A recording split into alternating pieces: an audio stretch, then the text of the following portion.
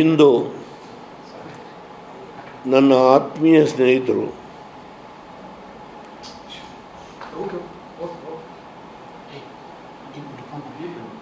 ನಮ್ಮ ಕುಟುಂಬದ ಬಗ್ಗೆ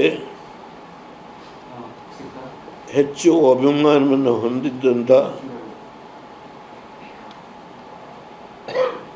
ಅಖಿಲ ಭಾರತ ವೀರಶೈವ ಸಮಾಜದ ಅಧ್ಯಕ್ಷರಾಗಿ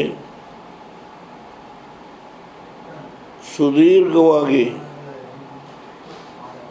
ಸಮುದಾಯಕ್ಕೆ ಸೇವೆಯನ್ನು ಸಲ್ಲಿಸಿದಂಥ ಮಹಾನುಭಾವ.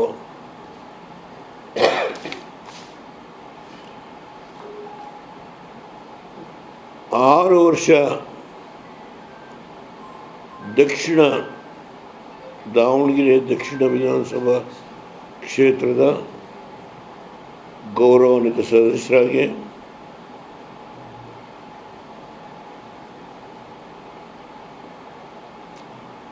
ಜನಪರ ಕಾರ್ಯಕ್ರಮಗಳಲ್ಲಿ ಹೆಚ್ಚು ಆಸಕ್ತಿಯನ್ನು ವಹಿಸಿ ಬಡವರ ಧ್ವನಿಯಾಗಿ ಕೆಲಸ ಮಾಡಿದಂಥ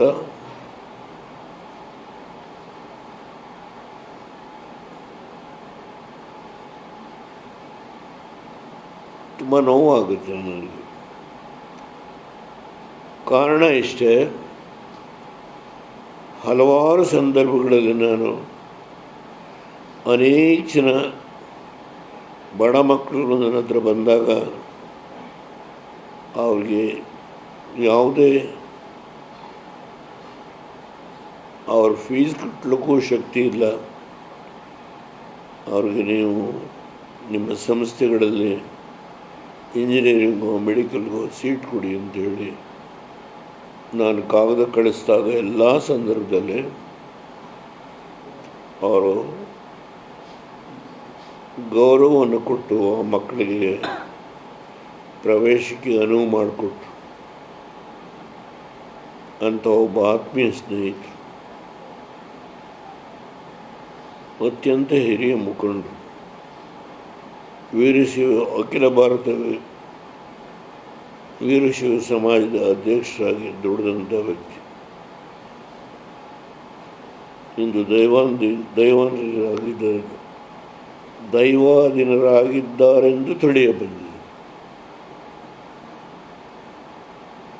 ನನಗೆ ತುಂಬ ಆಘಾತ ಆಗಿದೆ. ಮನಸ್ಸು